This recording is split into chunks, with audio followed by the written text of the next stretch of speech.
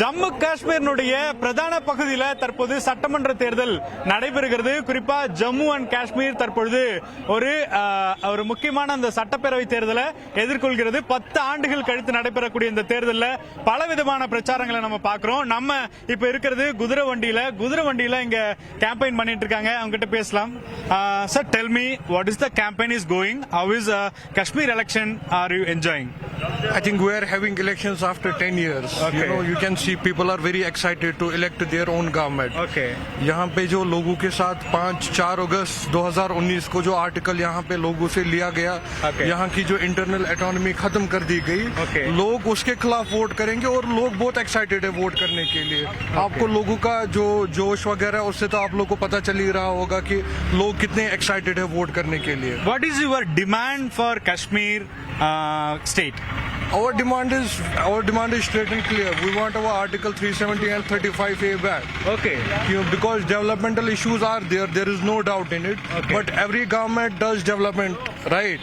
जितने भी governments आती है, development हर किसी केस में होता है. लेकिन our demands are clear. We want our 370 and 35A back. Okay. Yes. 37. You want again? You want return? Yes. Sir. That was a guarantee given by the Constitution of India. Okay. Yes. We yes, want those guarantees that were given to us by the Constitution of India. But that is temporary guarantee with 70 years before, right? That means this accession was also temporary. Yes. That means you are forcibly here. So Okay. you need to understand the basis of this. So that is main. That is a bridge between the Jammu and Kashmir and the rest of the country. Yes. Yeah. Tell me, sir. Tell me. Hindi में बोलूंगा. Yeah, okay. हम चाहते हैं कि हमारा 370 जो है वो वापस आ जाए. Okay. हाँ, और अपना जो हमारा स्टेटहुड है वो भी मिलना चाहिए. और यहाँ के लोगों पर जितना अभी ये जुल्म वुल्म वो सब कम होना चाहिए.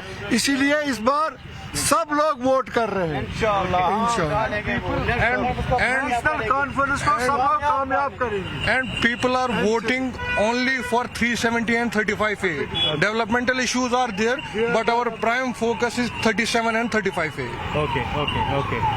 ஜம்மு காஷ்மீருடைய ஒரு பிரதான கொள்கையாக அவர்கள் கடைபிடிப்பது சிறப்பு அந்தஸ்து அப்படிங்கிறது. ஜம்மு காஷ்மீர்ல நம்ம 70 ஆண்டுகளாக இருக்கக்கூடிய அந்த வரலாற்றை கடந்த 2019 நீக்கம் செய்தனர்.